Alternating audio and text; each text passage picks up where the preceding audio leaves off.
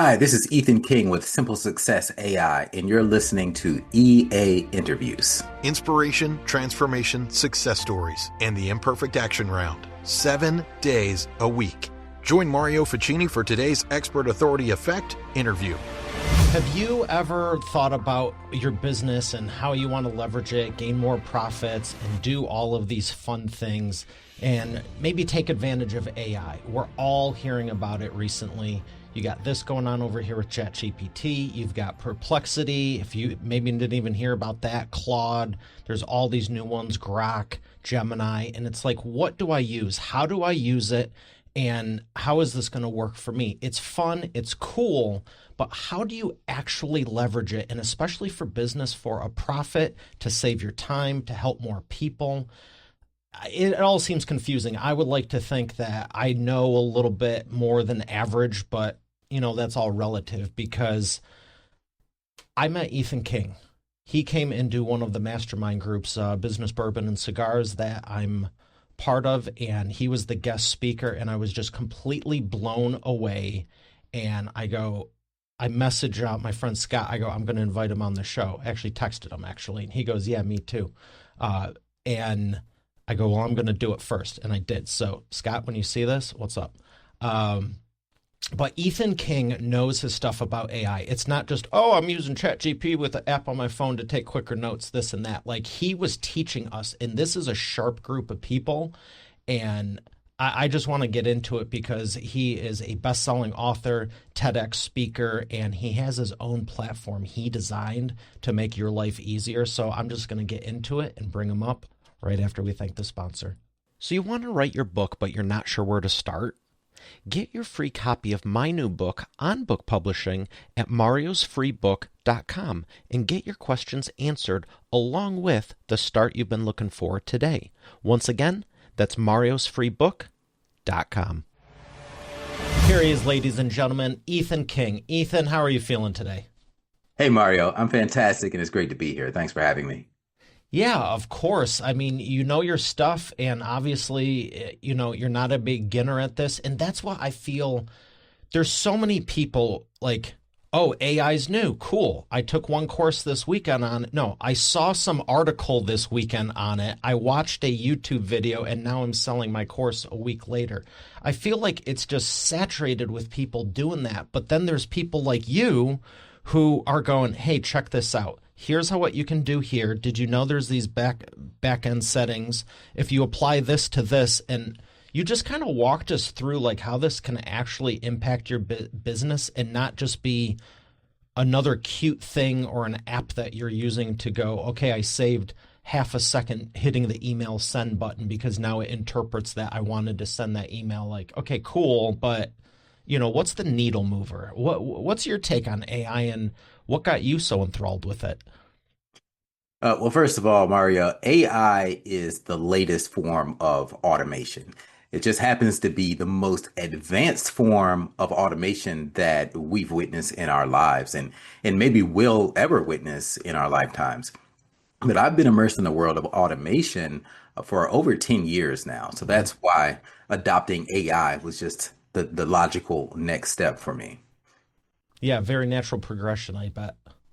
Yes, definitely. What And were some of the precursors you saw? So you said you've been in it for over 10 years. What were some of the first like they take me back to the caveman systems and then like what was like 3, 4, 5 years ago? Because I remember there was a quick uptick. It seemed like late 22 into 23, everyone was talking about it. And then in 24, it was just like everyone's on it. Like it was quicker than the internet, it seemed like.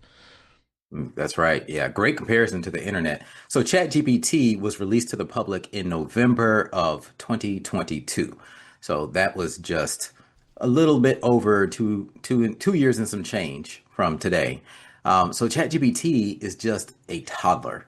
It's a brilliant toddler, but it's just a toddler. This is just we're at the beginning of what AI will do. But that was really the catalyst of what made AI become this buzzword in the public because the general population got a chance to see the power of AI firsthand. And it's free. It's accessible to everyone and it's mind-boggling what you can do with it right out of the box. But most people only treat ChatGPT like a glorified search engine or like a fun toy. So since I was already immersed in automation, when we layered the power of ChatGPT on top of what we were already doing, it really just exploded things to the next level. And to answer your question, do you mind if I tell you a little bit about why I actually got into automation in the Oh, first place? please do. I was going to ask you either way, so go ahead. Yeah, fantastic. So it was about 10 or 11 years ago, and my company was going through a really, really rough patch. And I know your audience, a lot of business owners on here. And have you ever felt like you were just barely like struggling to make ends meet? Like you were running on paper thin margins, seemed like things weren't working, seems like things were unstable in the economy. Yeah, if any of you can relate to this. I'm smiling because I can relate, not because I enjoyed it. Like, oh, that was fun. Right. No, it's uh-huh. Yeah, entrepreneurship is a tough road. A lot of times it gets glorified and it gets vilified, but it is a tough road to take on business ownership. Well, I remember one hot summer day back in 2014. I was sitting in my office, struggling, trying to figure out how I'm going to make payroll this week. And I could see through my window this guy was coming towards my office and he had on a trench coat, which is very odd for summer in Georgia because it's blistering hot outside. So I'm like, what is this guy doing? And he storms in my office, pulls out a thick envelope of paper, slams it on my desk, and he says, "You've been served." And what happened, Mario? We got slapped with a lawsuit. I Oh opened no. that envelope and read it, and we were just in the battle of our lives. I had no idea what this meant. We were already struggling, and what Who was it from and why? so I as a we settled the suit, but I can't talk about it. So that's one Okay. of I can't I did sign a confidentiality thing, but that's not the most important part. The most important part is my back was against the wall, didn't have extra money. We had to take on the legal expenses. We had to let people go from our team, or sometimes people would quit and we just didn't have money to hire them back. So we were in a really, really dark place, and I really thought I was going to lose it all. And so I was faced with a decision, either fight to keep our business or give up and file bankruptcy and start over again. So I chose to fight, but in order to fight, I knew that I had to keep the marketing going, but I didn't have money to hire humans. So that's when I learned marketing automation. Now, mind you, that sounds like a big word, marketing automation, a big term, but It's I a was an fun art term. now I was an art major in college, so I'm not a tech guy. So if I can figure this out, then anyone listening to this can too. But I self-taught I self-taught myself marketing automation. And first thing we learned how to do was set up these email drip campaigns we were using Infusionsoft at the time. Mm. Really, really old school platform. And once I figured out, oh my goodness, I can just set up all these different sequences that automatically fire off when we tag our contacts. And we grew our company back. And then I learned how to how to automate our social media so that we just schedule it one time for the whole month and it just fires out. And by the time we were able to win and settle that lawsuit and get out of that. But not only that, Good for you. saved our business, and we also doubled our revenue with half the staff that we had going into the ordeal. And from that point forward, I went into just an automation first mindset across my entire team. We would have morning huddles where we would read books together and study ways to streamline our processes, books like 2 Second Lean, and just we just adopted this automation first mindset, and that's how we were able to scale with fewer and fewer people. And that's why I'm passionate about teaching this to business owners today, because I know how tough it can be. Heck, right now, I talk to a lot of entrepreneurs, a lot of business owners, and people are struggling because consumer spending is down. There's uncertainty in the marketplace. We have additional tariffs, things like that. We don't know what's coming next. So in times like this, we need to lean on automations, the tools that are out there at our fingertips that most people just don't realize how easy it is to use them. And now, if you're not a coder, like I'm not a coder, I'm not a programmer, you can speak in natural English language. That is why this is a game changer. And this has leveled the playing field of opportunity for everyone out there. Because you can build websites, you can build apps, you can do entire marketing campaigns, all with your natural voice. Do you see that no code platforms are the way everything's going to continue to trend just because it makes it more accessible to everyone? Yes, I really do. And we're already seeing it. In fact, if you go to websites like there's an AI for that.com, I think last time I went on there, there were some 40,000 different AI apps that have been created by people. And the number keeps growing every day. You literally watch it just tick up, up, and up because more and more people, if you have an app idea in your head, you can now produce it. Whereas before, we would hit this barrier because I can have an app idea, but then I'm like, oh, I don't know where to start. I don't know how to You got to code. hire someone. It's going to cost me hundreds of thousands of dollars in revisions. And then we just don't even act on it because we have all these mental barriers and financial barriers. Well, now you can at least get to your first draft, your MVP, your minimum viable product, using a tool like Replit or something like that, where you can just tell it, just type in natural language, what type of app you want to build.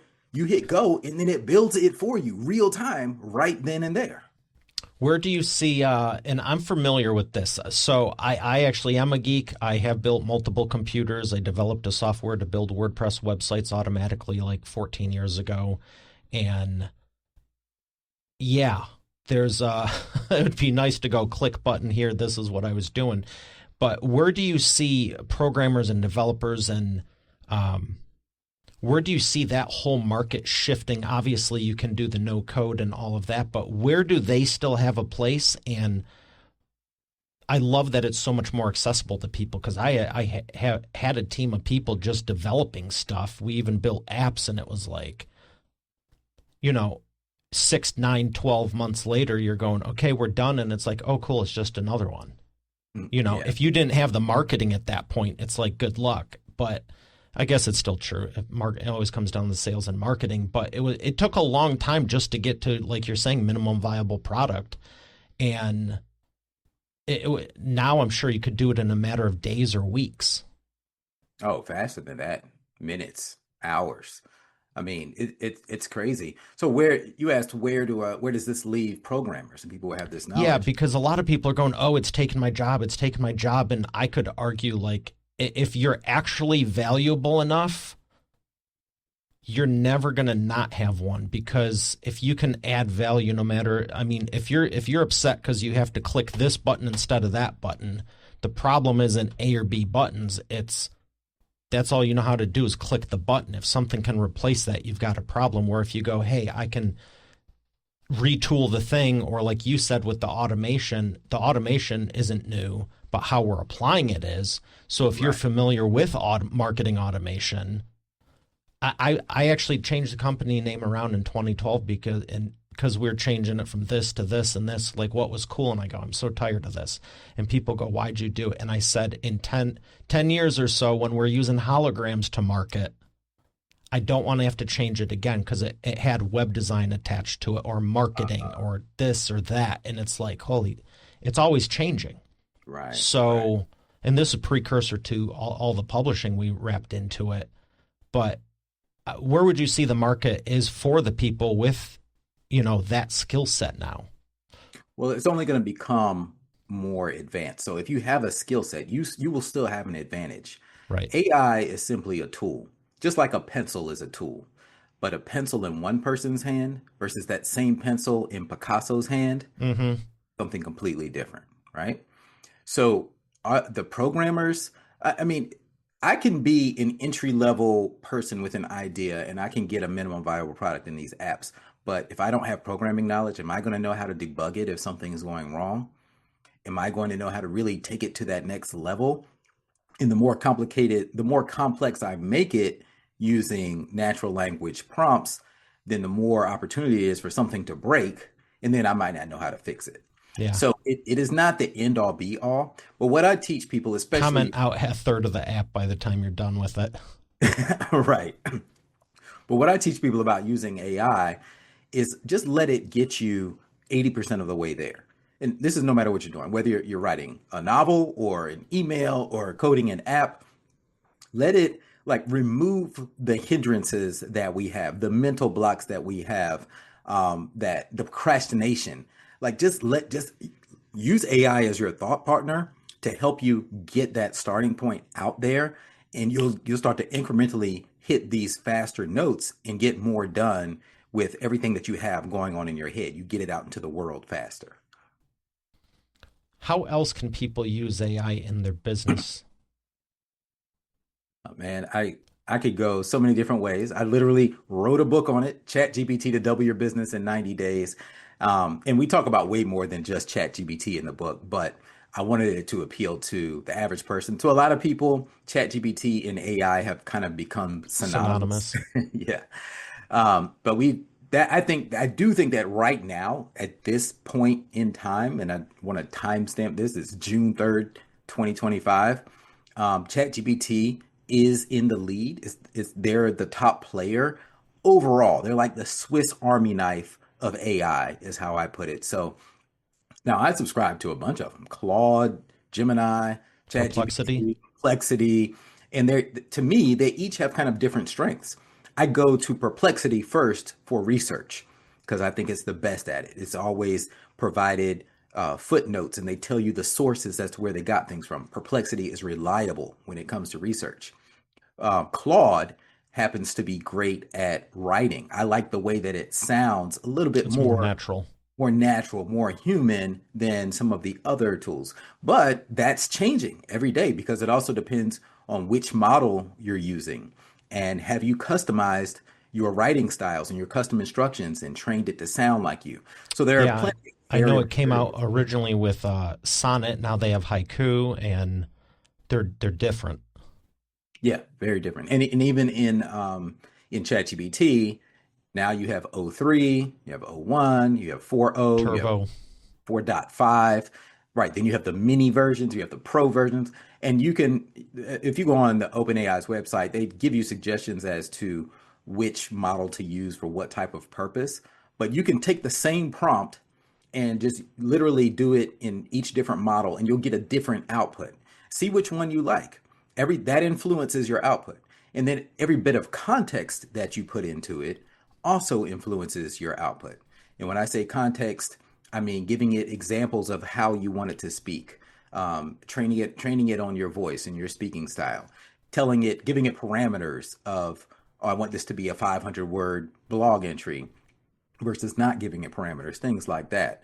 What I teach is the race method for when it comes to prompting. What's So that? What's the race method? role, action, context, execution. This came from Christopher Penn. I didn't invent this, but I think it's the most concise way to remember it. But first, you give AI a role. That's one of the superpowers of AI is you can tell it to adopt any type of role. It can adopt the role of any famous figure, living or dead, real or fictitious. So I could say, act like you're Mickey Mouse. I want you to write a dissertation about, I don't know, how to cure cancer. And it will write that dissertation in the voice of Mickey Mouse. So start with the role, give it Abraham Lincoln, however, or you can say, I want you to act like an expert copywriter, an expert social media strategist. Give it the role for that specific tasks. And then A is for action. We'll just tell it, here's what I want you to do. C is for context.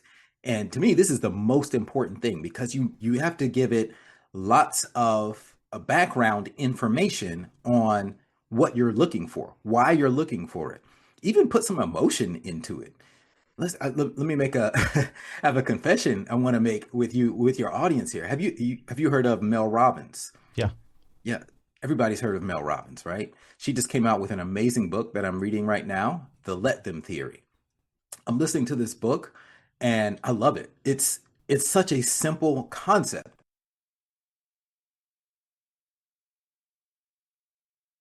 You could probably figure out from the title. Cut What'd you out. say?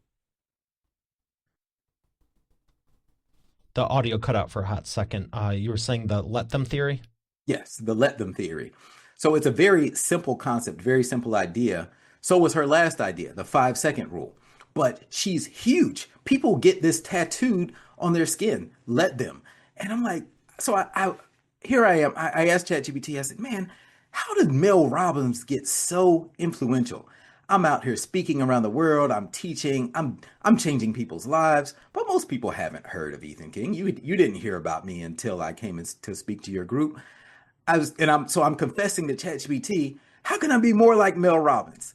And ChatGPT was like, thank you for being so vulnerable and sharing that with me. Then it gave me a breakdown of Mel Robbins' history. I didn't know she was on TV on like CNN before she had ever gotten into this writing and speaking thing. So I learned all of this stuff. And of course, ChatGPT makes you feel good. It's like the ultimate yes man and the greatest partner, right, you can have. But then it actually gave me a game plan on how I could actually get my message out there on a bigger scale, like Mel Robbins did. So I'm very open when it comes to the context that I want to share. Um, and get the more background context that you give ChatGPT or whatever LLM you're using, the better results you're going to get. And then the E, so that was we were doing role. So remember, race. So role, action, context, Race. execution. Execution is the E. And that's where you tell it exactly what type of output you want. I would like a LinkedIn article that's 1,500 words, written in my voice, very sentence length, things like that. Make it sound human. That's what you put in the E part of it. And that's the anatomy of a good prompt. Well, thank you for sharing that. I think that alone is worth a ton because what I'm hearing is be specific and open with it, not just check this for spelling, check this for grammar, using it like a glorified calculator. Like it's so much bigger and more robust. And I think people just don't know because they hear someone go, oh, I used it to schedule some extra emails quicker. Okay, cool. You saved 30 seconds a week. But when you're going, hey, I can have this sound like me, like the LinkedIn article. I know there's tons of people. Oh, I wish I could start a LinkedIn newsletter. I just don't have time. Same premise with the books. I want to do a book, but I don't have time. I want to do more social media content. And I know that's a huge one right now. I've seen somewhere it's like, tell us what you want, how many posts, this and that, and it will map out the whole social media calendar for the month Yeah, and definitely. post it depending on the software you're using. Mhm. So, Right. what do you think AI's influence on social media is going to be now? Because it really is a leveling play field. I remember people just a few years ago going, I'm hiring 10 more people. I'm like, oh, wow, you're growing so much. What are more salespeople to keep up or fulfillment to keep up with demand? They're like, no, content. I saw Gary Vee's video and he has like 22 people walking around with him filming everything. So I'm going to do the same thing. Yeah, right. It's a tall order. Like you do realize he's done like tens of thousands of videos over the last 15 years to get to that point. Yeah. Yeah. But what do you think it's going to do to social media and just marketing, even on the front end? I have a very funny story actually about Gary Vee. I had a chance to interview him a few years ago. This was before ChatGPT existed. No And kidding. I was talking about this exact same thing. I'm a huge fan of Gary's, by the way. But you know how Gary could be. It's like, man, if you're not posting on TikTok 6 times a day and posting on Instagram 8 times a day and LinkedIn 5 times a day, then what are you doing? And it gets to feel overwhelming, right? Because yes, we don't have a huge team of people following us around, and the average small business owner can't afford that, and we don't have a bunch of extra time. So I asked Gary in the interview, I said, Gary, what do you tell the average small business owner who's overwhelmed by this and says, I just don't have the time to post on social media at this scale? And you know what his answer was? Stop What's prioritizing that? dumb shit. Stop prioritizing dumb shit. That was his entire answer. Now, I was looking for something a bit more tactical from Gary, but I didn't get it at the time. So when these tools came out just a few years later, that's how I figured out the entire workflow so that one person can get this done with just about 15 minutes of work per day by leveraging AI tools and automation tools so that you can capture produce your content in your authentic voice. Very, very important for it to be in your authentic voice. But then produce your long form written content, your short form content, like your tweets for Twitter, X, whatever you want to call it, Instagram threads, Hmm. and then your videos, your long form videos, and then chop those up into your short form videos, schedule those all out so that they get auto posted on the social media. And the workflow that I give makes it easy for anyone to do, even if you're shy about getting on camera or you feel like you're not that great of a writer. I give a surefire way to do it and capture your authentic influence. And that's the key word. The human part of it is super important. See, AI cannot replace that. AI is a scraper of data from the past. And it takes that data, those every word that has ever been spoken, it's read all the books that have ever been written, and it takes that data and it puts together what it thinks is the best possible output based on the context that you give it. So it really is like a huge language supercomputer. But what AI doesn't have is our unique energy signature, our unique footprint that we have as human beings. So, what I teach is how to capture the real AI, which is your authentic influence, and fuse that together with artificial intelligence. And that's when you get explosive results in your business. Why do you think most people overlook that? Do you think it's just lack of knowledge? They didn't know it's there, or they don't want to put in the time to actually program it and customize it and do the training? I think most people overlook it because the output that they get from AI already sounds better than what they how they sound. So they're just like, this is great. Let's post it. But the problem with that, and we've all seen this, is that there are some dead giveaways when someone has used AI. We've all read that LinkedIn post where You're telling me you don't add 27 icons to everything you write? right, all of the emojis and perfect title case and using words like unlock and delve and explore and transform, all of these cliche words that AI overuses.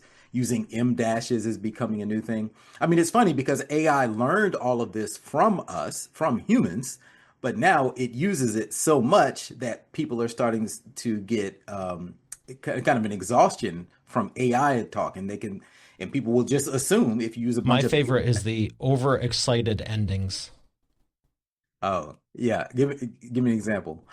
There's some that it's like, hey, could you ask it to write something for a post or whatever the case may be, and it's like, this LinkedIn article is going to be sharing with you how to help your audience even more. And it's just like, do you have Tourette's, or like, what is going on here? Like no one, if it's a pull quote in a book or it's an enunciation from stage, when we're speaking, okay, cool. But it's like literally every sentence, and I'm just like, Yeah. we walked to the mall with excitement. It's like you took your kids to get ice cream. You're not exactly like, I can't even, it's like something you'd see in like maybe a Disney movie with the princesses jumping around, or it was just like, holy smoke. So my whole thing, because people have asked us for years now, especially with publishing, like, oh, could I write my whole book with it? I could do this. And there's cases for yes and no, depending on what your goals are. But the trade-off is, okay, if you have a serious issue with writing, it's going to absolutely jumpstart the beginning. But some of the stuff we've gotten back, and that's why I joke about it, like, I'm sure if you naturally write, there's not going to be 127 emojis, exclamation points, the Right. M dashes, all these different things. Like, so now you go, great, I saved 25 minutes of actual writing, but you now need to spend 45 minutes of editing the whole thing back down to, it's like trying to wash it off. Like, you went through the puddle of mud in the car, you took a quicker route, but if that's on the way to Christmas dinner, like, you now have a new problem and your entire family's dirty walking into the thing. Like, is it worth it? Yeah, and that's how a lot of people look at AI and kind of dismiss it. But I think that's a huge miss for especially business owners is don't dismiss it so fast. And because then this really applies to all Be sure automation. to customize it. Yes, be sure to customize it. Oh, yeah. But I remember when Yeah, the automations, and even I can go back even like '08, '09, and people are like, oh, you can automate emails. When you say a drip sequence, some people still don't know what that is. They're like, I'm doing an email blast or broad. Like, dude, this has been around 20 years. But Right. understanding the purpose behind it and not having it be the crutch. And it's the same thing. You got to take the time and customize it. So when you were sharing, hey, you can go in here and tweak it, it's like, really? Because up until only a few months ago, it was all these third-party softwares using the OpenAI API key that would let you do things, and now they're bundling it all into it. Have you noticed an increase in that where the main thing is like taking it over, kind of like Facebook does with everything and all competitors? Yeah, and I mean, actually, OpenAI has been a back-end partner for a lot of these softwares. Even before ChatGPT was released to the public, OpenAI is what was powering things like Jasper and things like that. It's just I that was they were, just going to say, Jasper. yeah. But the thing with automation is any type of automation, what deters most people is taking the time to set it up first properly, to properly set it up. So, but it's all a math problem. So, for example, it might take you, I'll just say 8 hours to set up that email drip campaign. And meaning that you write a sequence of, let's say, 12 different emails that you want a certain prospective customer to receive. Let's say you're a commercial real estate agent in Albuquerque, New Mexico, and your perfect target customer hits your site. They get tagged. They put in their email address to get some type of PDF or manual that you have to teach them something. Now you want them to get 12 different emails from you, dripped out over the next 12 weeks. Well, you have to write those emails. Take the time to do it and write each one of those emails first. Use AI to help you to shorten the time, but invest that time up front. And now look at how much time that will save you in the long run because you're not having to follow up with each of these people manually. So a lot of people look at that, they get deterred by the amount of time it takes at the beginning to set up their automations or to even set up your AI to sound like you. Because if you invest that time on the front end to really get your LLMs to speak in your brand voice by feeding it a bunch of examples, you won't need to spend 45 minutes editing it. You might need to spend 3 minutes editing it because it will come out sounding 90% like you. And that's what I teach. I think you saw them in the very short presentation that I did with your team. But even in my longer 4 hour workshops that I teach to teams around the world, I have people customize their AI, write content right then and there, and then put it through an AI content detector, and it comes out as 100% human generated content, even though AI wrote all of it for them. Because they hyper customized it. Exactly. But you only have to do that once. Where if someone's interested in that full presentation, is it something they can buy, download, watch? Is it only offered in person? Where can they learn? Yeah, I do have online courses at simplesuccess.school, where I do teach a lot of these different processes with AI and Okay. automation. But as you can imagine, it's constantly being updated because the information is always changing. So usually private companies or organizations will fly me out to teach all over the world, and the presentation changes every month. But I do keep the online versions updated, so there's lots of valuable information at simplesuccess.school.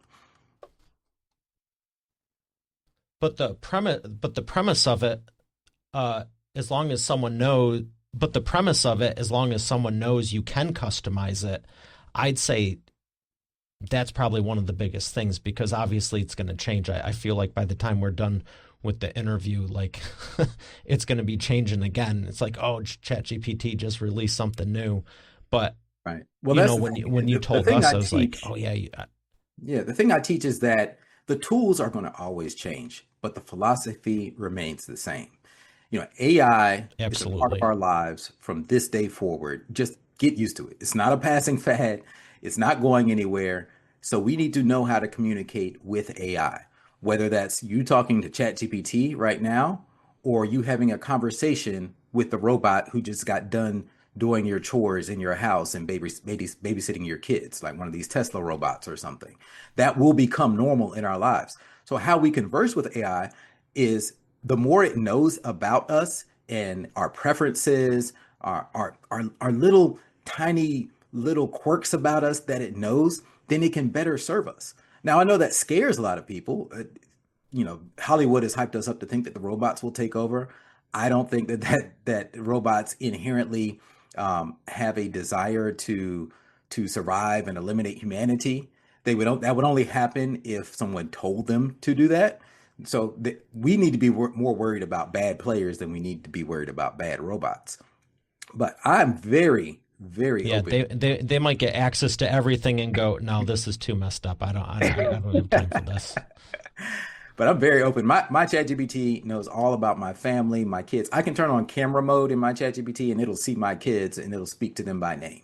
That's how close I am personally with ChatGPT. But because of that, if I ask it to plan me a vacation, like we went to Italy last year and I had it plan out the whole vacation, well, it's customized based on my kids and what they're really into and what they specifically like and what I like and what my wife likes, where places we've already been.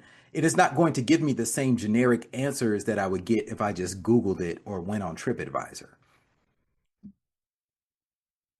How often are you updating it personally? Because you obviously have you have a way higher comfort level with it, and some people are growing, but that's cool as heck. You can plan trips and all that. How often are you updating it? Once a week, once a month, as Oh, needed? all the time. It's a constant thing, and the way you do it, you can set up your custom instructions like I showed you in that workshop. If you go into your settings, but there's also you'll see something in there called memory, and if you've noticed in your ChatGPT where it says memory updated, because it will take something that you told it and it will think to itself, oh, this is probably important. I should remember this about Mario. And it puts that into your memory. And Hmm. that additional context that influences every output. But you can also tell it something. You can list all these important things about your life and say, add this to my memory in a chat. And then it will do that. And then that's how I have a very long list of memory. You can go in there and you can delete memories, you can add memories. So that's another powerful way to give it more personalized context so that you get better results and better output that sounds more like you.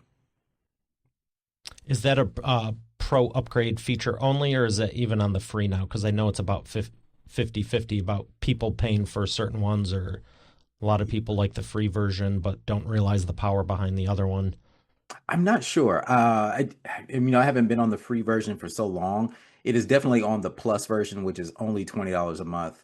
I tell everyone, just spend the $20 a month. We blow $20 Yeah. on so much crap. Just pay for it. It's like having the smartest best friend in your pocket. You can get so much stuff for 20 bucks. It's like a drink for a snack, Yeah, or like an ice cream cone now. yeah, just do it. But yeah, I was going to say the same thing because um, it also, I've said this for decades, like pay them, then they have an incentive to keep developing it and stay around. That's right. How's a company that you love going to stay in business? Like, I'd rather go here, pay whatever it is instead of going, I've been using them for 17 years. Like, Right. some of the softwares I'm thinking of, I would be very not happy if something happened to them. So yes, here's more money. Please, thank you. Make more profits Yeah. instead of using it as a backbone. Oh, my whole company's built on, I said about social 10 years ago. Like they got rid of their websites, they got rid of the email and put everything to a single social platform. And then the Mhm. platform changed one term and was like, psh, that's Yeah. scary. It can be very scary. That's scarier than losing a deal or someone quits on you or something like. And we've all gone through all of it. And it's not fun, but yeah, pay the 20 bucks. But just curious for people listening.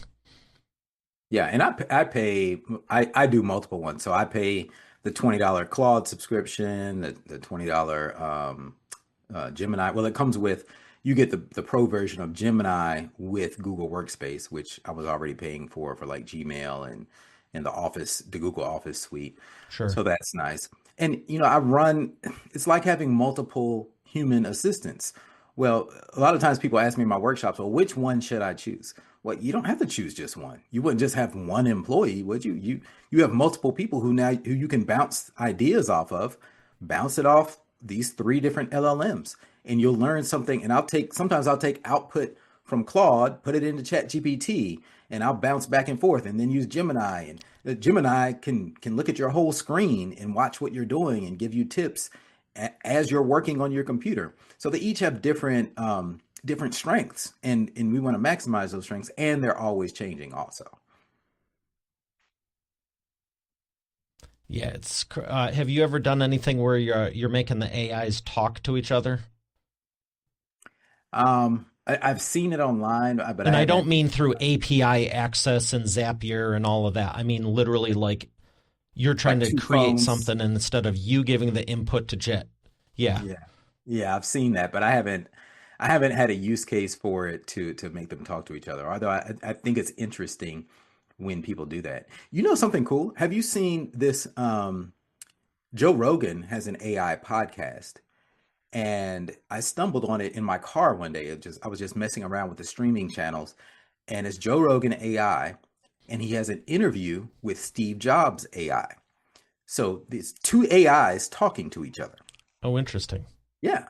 They've cloned the voices of Joe Rogan and Steve Jobs, and they're talking about modern day things in modern day events that are happening. So I turned it on out of curiosity, and it actually was really interesting. I ended up listening to like the whole 2 hour episode of these AIs talking to each other because it had enough information, because Steve Jobs has been dead, what, for, I don't know, well over 10 years now. At And least 10. yeah, but there's enough information about him out there between books and speeches and everything that he's done where AI can kind of guess mathematically. Remember, it's just a huge language computer. It can mathematically predict what Steve Jobs would think about today's current events in 2025. It was a very, very fascinating episode. So when you talk about AIs talking to each other, I think that's something worth exploring, and maybe we'll start to see more of that because it gives us kind of a what if. What if Abraham Lincoln had a conversation with the president today? What would they talk about? What would that look like? Whoever, I'm not trying to get political, but whoever that president is, what would that, you get to play out these scenarios based on the history of how these people thought, based on all the content that they put out. Yeah, it's interesting to think. I've actually thought about that years ago. Like, if so and so was still around, how would they handle this situation? Yeah. And now, I mean, I see stuff popping up all the time on YouTube or Facebook, Insta, wherever, and it's like now they're taking. We didn't even get into the video side of stuff, which is exciting for me, but you can now have an AI Abraham Lincoln talking, looking, sounding, and people are making movies with this stuff now too. So it's like, and I know Hollywood, even a few years ago, there's probably still a lot of controversy around the person's likeness. Like, can we still use them as an actor after they're out of their prime or deceased or whatever the case may be? And it's like, yeah, you could be essentially making movies 100 years after you stopped. Right. And I think we're on the edge of that. Like you're saying with the AI, I'm thinking of someone right now, our SEO coach, Jurgen, who even a couple of years ago was talking about the AI for the podcast where you can take the text, you just take the LinkedIn script or the LinkedIn article, whatever it is, and you can turn that into a podcast episode in your natural voice. And it's like, for someone who doesn't want to get on camera doing speaking, but they're brilliant, it's like you now the playing field is so leveled now. It feels like it just got bulldozed, and it's like, cool, we're back to Yeah. square one again at this new level. What's everyone going to do with it? Yeah. And it's fascinating to see because a lot of people try to fight it, just like taxi cab companies tried to fight Uber and Lyft. But we see how that ended up. I think at some point we'll end up coexisting with AI. One example of that is, yes, there were the Hollywood strikes with actors and part of and the writers, and part of that did involve AI. But then on the other side, you have people like James Earl Jones, who recently passed away, but he signed over his rights for Disney to use his voice in future iterations of Darth Vader. And that gave some wealth to his family. Even though he's physically has left us now, his family can continue to earn money and will continue as an audience to enjoy Darth Vader in that authentic voice of James Earl Jones because he allowed that. He licensed it to them. So I think we'll start to see more of that, more adoption of it. With any technology, there's pushback at first. Even with electricity, I just recently learned that when electricity came out, when the light bulb was first invented, people thought there were demons inside of the bulbs. Like it was so weird to them and so eerie that they just thought it had to be like dark magic or demons, because they were used to just candlelight everywhere. Yep. If you haven't looked into the origin of it, they were actually doing PR and publicity runs about AC current and DC current, and showing like the electric chair going, oh, you want this type of current because this one's going to fry someone over here. It was Wow, wild. that's very wild. Yeah, even with the With the car, whole you think Edison about. Tesla thing in the Oh yeah, I'll have to look that up. But even with the car, when cars first came out, people pushed back. We were used to riding on horses. Well, a car now on the hmm streets, people were getting hit in the streets because there weren't traffic laws. So people, if you look at those old videos from like the 1800s and everybody was just walking through the streets, well, now you have someone driving and they don't know they accidentally would hit people. So you have people outraged. Oh, these cars are dangerous. They're violent. Like they wanted to shut down the whole industry. But now, what can you imagine life now without cars, without transportation, planes? Yeah, try taking a horse on the freeway. Right. Yeah, things change, and I think people are slow to adapt it. You know, some are faster, um, and some just never do, and that's cool. I mean, we need a mix of people just to keep it interesting, I suppose. But I know it's not going anywhere, and I'm glad we have it. And I'm thankful for people like you doing so much with it. And I wanted to ask you who, like, with all the stuff you've done and all the people you've trained, and I know you have your software and everything too, who's been one of your biggest success stories that I know it's only been a couple of years, but to say, hey, they took this, they adopted this, and here's how it really impacted their business. Like, um, I'm kind of curious Yeah, so many come to mind, because I and know I you're working with. I know you do the corporate training and stuff, but I know you also work with the small and medium businesses. So I'm curious, like, is it the corporate one because they have more leverage and they can roll it out across a team of 100 people, or is it the smaller person go because they're easier to adopt it? Going like you, I know you don't have to ask 100 people to put a change in the business. You're already right. doing Well, it. I mean, when it comes to business, you're going to see bigger leaps of scale when it comes to smaller companies because it's just faster to roll out things and to go from, say, a $200,000 company to a $400,000 company. Well, now you've doubled in size. But if you are already a $2 billion enterprise, it's a much bigger deal. Even Yeah. if you get 10%, that's great. Um, So man, I work with such a wide variety of clients, and it's really fun to see them implement different things. Um, some that come to mind, I have a client in the franchising space who we created a digital clone of her to answer questions because she interacts with so many people day to day who are interested in franchising and have all these questions about it. Which franchise is right for me? How much money can I make? What if I'm into this? Well, as a human, she can only talk to so many people a day. There's only so many hours in a day. So she wanted to scale herself.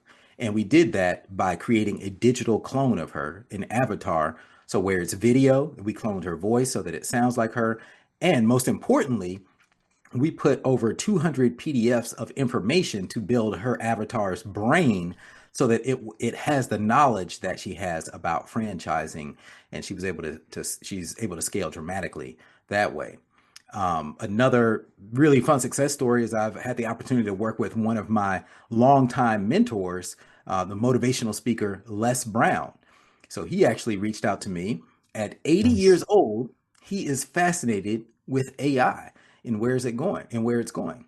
So we worked with Les Brown and helped him customize his own ChatGPT to use, so for him to use as a thought partner and kind of clone himself in ChatGPT, because there's a wealth of he's been speaking for over 53 years and written tons of books. So with all of his books and speeches fed into ChatGPT, it already had a knowledge about him, but now it gets to know the real him in his own personal ChatGPT. And we also created a phone system, an AI phone system for his offices. So when he gets all of these inbound speaking requests and coaching requests, there's an AI person that sounds very human that you have a conversation with that will direct you to in the right place. See, that's what's so exciting about this. So, to my point of the experts and authors, someone wants to write a book, absolutely. And, this is just another use case because if you're like Mel Robbins or Tony Robbins or us with our books, it's like we've been building up this library. I may or may not have put 5 of my books into something. And it's pretty cool to see it going, okay, now it's taking all this, and Les Brown, I mean, he's got what, dozens and dozens, or John Maxwell. Like it would probably, to your point of people don't want to take the time to do it. It's like, well, he's got 60 plus books alone. It's probably going to take a little bit more than just uploading one PDF, but the episodes of the show.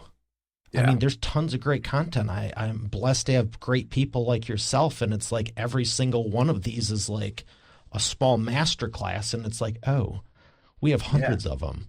I love AI. This is great. But if you're starting at that beginning point, build it up. Yeah. It's not going anywhere. Okay, you're not ready to run with it yet, but Yeah, I would encourage everyone here, because you see where this is going. To AI, each one of us is like a really long Word document. Our thoughts, our feelings, our memories, are just picture like this with a Word document or a Google Doc that's like trillions of words long. That's how AI understands us. So the more content that you've put out there, like you, Mario, you have every single podcast episode. These are words that you've spoken. These are thoughts that you've had. You have books that you've written. I encourage all of you listening to this, build up a library of content that you can feed into AI, because you can achieve a form of digital immortality. Because the more AI understands about you, when your physical body leaves this earth, your great great great grandchildren can still converse with you, and they can know how you thought. How did great great great grandpa Mario think about this situation? And it will know, probably with a 99% probability, how you would think, Mario, because of the tons of content that you have fed it, and is able to put things together. And we're starting to see that already. Actually, in I believe in Japan, they have a cemetery where you go, and instead of just tombstones, they have a screen where you can interact with an AI version of your deceased relative. So it's a way for people to live oh wow. on. Yeah, you can talk to grandma about the rough day you had, and she can console you in her voice based on what she would have said in real life. And I know that may seem eerie and weird to a lot of people listening to this, but it will be normal at some point in our But it life. could also be comforting. Yes, very much so. Very much so. Well, I appreciate everything you've been sharing. I got a little bit more. I got before I let you go, we got this. And I got to ask you about yellow or black. What do you prefer? I'll go with black today. This roulette. All right, let's see what question you get. It's the wheel of whatever. I'm scared. Oh, you said black. Let's go with that one. What's the question? Oh. My question for you is around travel. Let's kick it completely personal side. Where is somewhere you want to go? Take your family. What is somewhere you want to go and something you want to do that would just be like completely memorable, no digital relation, like Mm. that you really think would have an impact on your kids. I have, well, with my kids, I do have a goal of taking them to every continent before they graduate from high school. So we're getting there. And personally, I have a goal of living in 100 different countries. And when I say living, I consider once I've been in a place 2 weeks to a month, I kind of feel immersed enough to say, oh, I kind of lived there. So that's what I mean when I say living. But to do that, to spend a good amount of time in 100 different countries is a personal life goal of mine. Wow, good for you. That I've never heard anything like that before. And that's why I have the wheel of whatever to just make something up that's not necessarily similar to what we were talking about. Not that I didn't enjoy the heck out of it. We're going to take a short break, thank our sponsor, and come back for the imperfect action round. You know you should have a book for your business, but why don't you yet? Do you think you don't have the time? You don't want to look stupid? Or you're ready to go right now, but you just need to be pointed in the right direction? I get it. I was thinking the same thing before I wrote my first one, too. Get your free copy of my new book on book publishing at mariosfreebook.com and get your questions answered today. Once again, that's mariosfreebook.com. And we are back with the imperfect action round. Ethan, are you ready to take imperfect action? All right, let's do it. All right, I got 3 questions for you, rapid fire answers, 60 seconds or less. The first one is, what is the fastest path to the profits? Fastest path to the profits. Look at everything you're doing, every task that you have in your business, and how it contributes to the bottom line, and then say to yourself, eat this, EAT. Do I need to eliminate this? If I can't eliminate it, how can I leverage AI and automation to automate it? And if I absolutely can't automate it, train someone else to do it. I like that. Number 2, what is the biggest problem you see your prospects making and the fastest way for them to fix it? The biggest thing that I see, the biggest mistake I see prospects making is inaction. Um, and as humans, we often hesitate just out of ignorance. Like we don't know what we don't know. So what you need to do is just dive in, hire someone like myself. If you learn easier that way, it's worth the investment to spend a few hours and really have someone show you how to do things hands on. If you are the type of learner who does better with books, go buy the book, take an online course, watch YouTube videos, but dive in, spend, like lock yourself somewhere for a weekend. What I do is I got this idea from like Bill Gates and Mark Zuckerberg. I'll have a think week where I will go book a hotel room in my city and just lock myself in there with books and just consume and just learn something. And I come out a much better person with a new skill set acquired. Like I'm Neo in the Matrix and I got it plugged into my head. Love that. Absolutely love it. The last one, what is the best way to maximize customer lifetime value?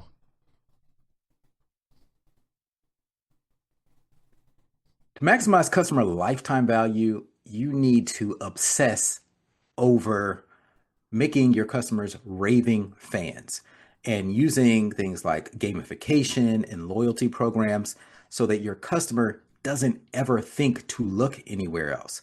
I believe if you have those two things, like creating a raving fan experience to where you go over the top in delivering value to your customer, and you have some type of gamification process to it as well, that could be like a points thing. Like I'll use Delta, for example. I'm a Delta medallion member. When it comes to flights, I don't even look at any other airlines anymore. If Delta flies there, I only go to delta.com. Now, I don't know. I could be paying $700 more for my ticket than on Southwest or Spirit. I don't care. I don't even look. That is true brand loyalty. And the reason I have that is because of the trust, the reliability, the comfort that I experience when flying with Delta. And that's what you want to create for your own business so people don't even think to look anywhere else. Love it. Absolutely love it. Along with everything you shared, I appreciate your time and just bringing it for our audience. Where would you like them to learn more? The best place to learn more about me is just at my website, ethanking.com.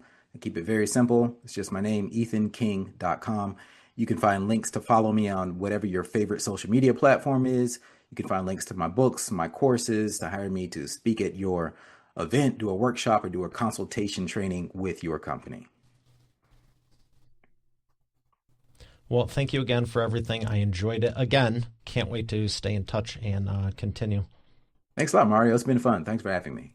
All right, Expert Authority World, we have another great episode here today. I'll see you on the next one. Have a great day, and God bless. You know you should have a book for your business, but why don't you yet? Do you think you don't have the time? You don't want to look stupid? Or you're ready to go right now, but you just need to be pointed in the right direction? I get it. I was thinking the same thing before I wrote my first one too. Get your free copy of my new book on book publishing at mariosfreebook.com and get your questions answered today. Once again, that's mariosfreebook.com. Thanks for listening to today's episode. I would love to know what you enjoyed most from it. If you haven't done so already, I invite you to connect with me on my new LinkedIn. You can go to it directly at eainterviews.com/LinkedIn. Once again, that's eainterviews.com/LinkedIn. Lastly, check out the full eainterviews.com site for complete show notes, the full interview video experience, links to the resources we mentioned, and more. Have a blessed day, and I'll see you on the next one.